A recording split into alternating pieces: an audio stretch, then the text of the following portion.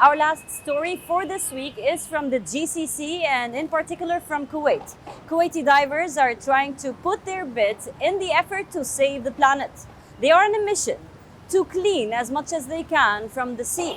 Now what they are finding is really significant. Some sunken vessel remains, some remnants from the Iraq-Kuwaiti war. Take a look.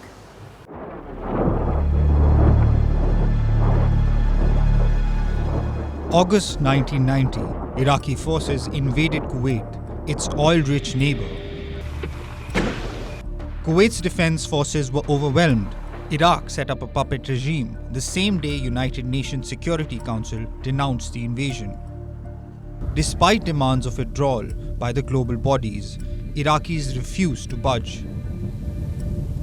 Sanctions after sanctions were imposed, but Iraq did not change its attitude. It kept on destroying the country, abusing the human rights. Iraq forbade foreign residents in Iraq and Kuwait to exit from the country. On November 29th, United Nations Security Council adopted Resolution 678. It allowed UN members to undertake all necessary means, including the use of force, if Iraq did not comply with the series of UN by January 15, 1991. Despite diplomatic efforts by US, Japan and Arab countries, President Saddam Hussein did not budge. United States led the Operation Desert Storm, involving 31 partner nations in January 1991. On 24th February, a massive coalition ground offensive started, and in less than 4 days, Kuwait was liberated. But even after 3 decades, remnants of war still remain deep inside the oceans. One of the most alarming and dangerous remnants we have encountered is from war. We salvaged cannons from the islands of Kubar, Karu, and al-Maradim. These war cannons, due to tidal movements, sank to the seabed and onto the coral reefs. We also salvaged a large number of artillery shells. Naturally, we coordinate with the relevant authorities when dealing with these. The war left behind a trail of destruction. According to the UN Compensation Commission, 700 oil wells were set on fire and at least 80 ships were sunk by Iraqis. Many ships were loaded with oil and ammunition, a quick recipe for catastrophic environmental consequences.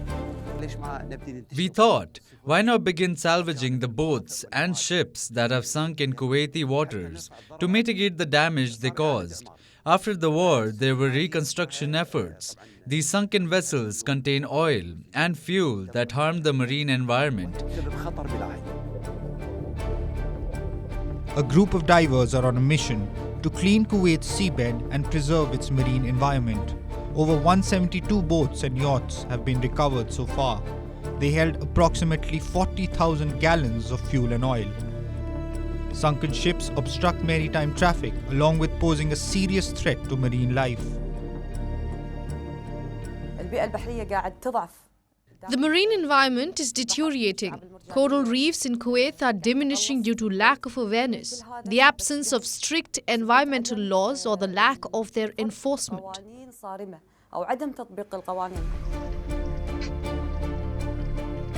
Pollution remains a significant threat for the marine species. Coral reefs, which serve as a sanctuary for marine creatures, are bearing the brunt. Lack of awareness and absence of environmental laws has only compounded the problem in the region. Reconstruction efforts now hope to bring some change.